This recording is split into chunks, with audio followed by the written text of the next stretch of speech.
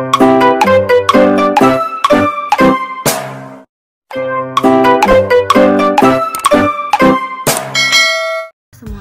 Assalamualaikum warahmatullahi wabarakatuh. Saya Nurul Masriana. Di sini saya akan membawakan materi tentang menjodohkan atau biasa yang kita sebut dengan matching test. Jadi matching test ini termasuk dalam tes objektif, yang mana tes objektif ini merupakan tes yang dalam pemeriksaannya itu dilakukan secara objektif.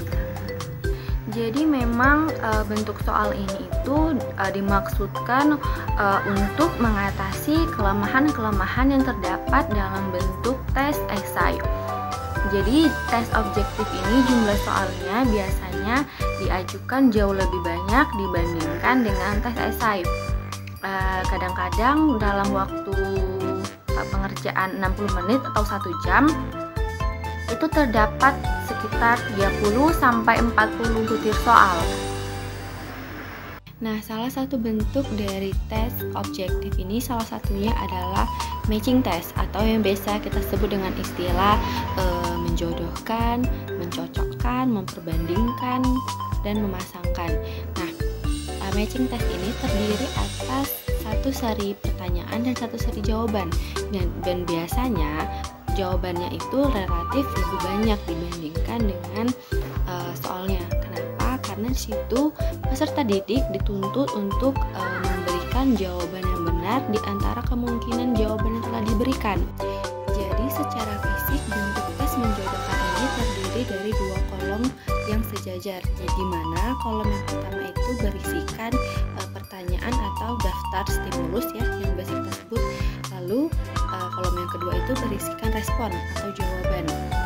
Cara membuat soal tes menjodohkan ini, yang pertama, petunjuk tes dibuat secara singkat, jelas, dan mudah dipahami agar murid tidak merasa kebingungan.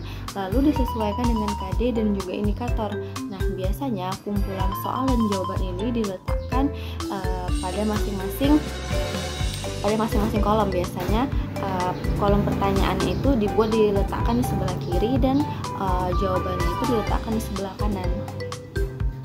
Kemudian jumlah jawaban itu lebih banyak dibandingkan dengan jumlah soal, supaya kita dapat mengetahui sampai mana kemampuan siswa tersebut dalam memahami soalnya.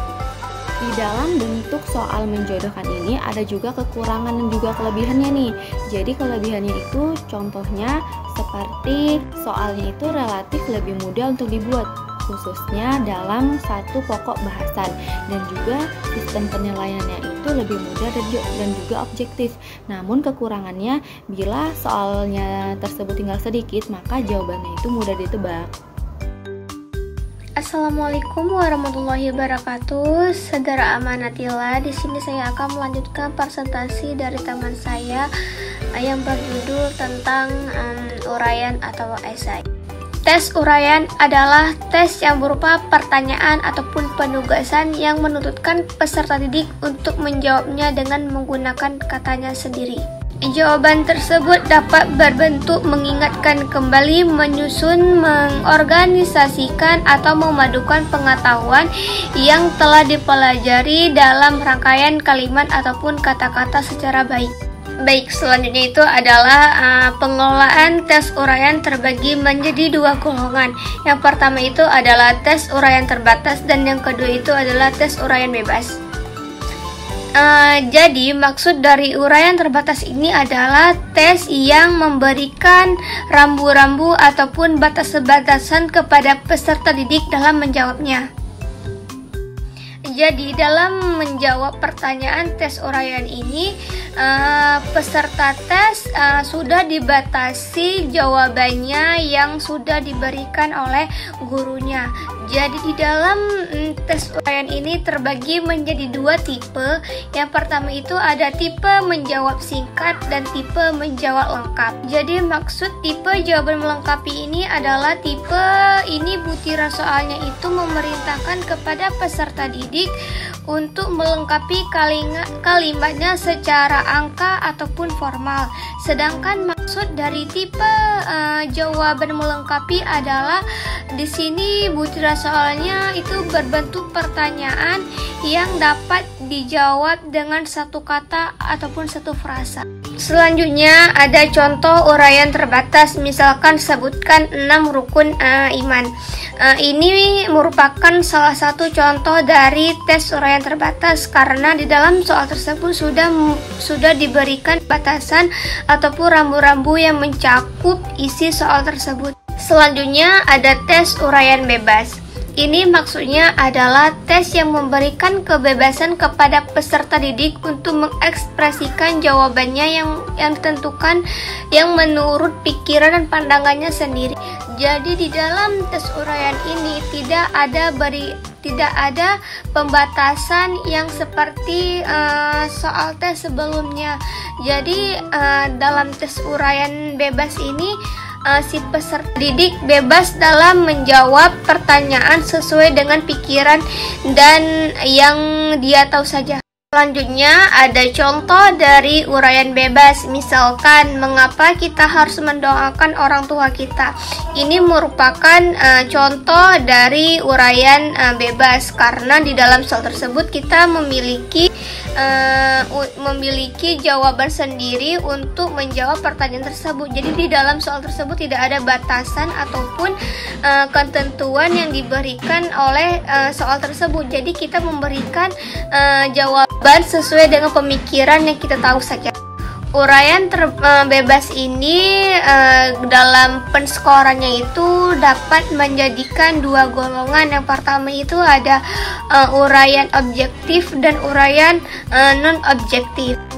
Jadi maksud dari uraian objektif ini adalah suatu soal ataupun pernyataan yang menuntutkan sehimpunan jawabannya itu dengan pengertian ataupun konsep tertentu, sehingga penskoran itu dapat dilakukan secara objektif. Artinya si peserta didik ini dapat diukur dengan skor benar ataupun salahnya. Jadi maksud dari bentuk uraian non-objektif ini adalah suatu soal yang menuntutkan sehimpunan jawaban dengan pengertian ataupun konsep menurut pendapat masing-masing dari peserta didik tersebut.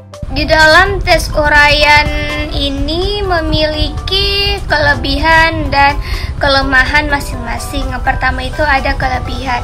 Jadi di dalam kelebihan uraian ini, tes uraian memiliki kelebihan yang digunakan untuk mengukur kemampuan siswa yang lebih tinggi. Dan juga kelebihan yang lain adalah dalam tes uraian ini siswa dapat memberikan jawaban sesuai dengan pemikirannya sendiri. Sedangkan kelemahan dari tes uraian ataupun tes esai ini adalah adanya kecenderungan subjektif dalam memeriksa jawaban tes. Terus di dalam tes uraian ini menghendaki jawaban-jawaban yang relatif panjang karena waktu yang diperlukan untuk menulis jawaban tersebut cukup lama.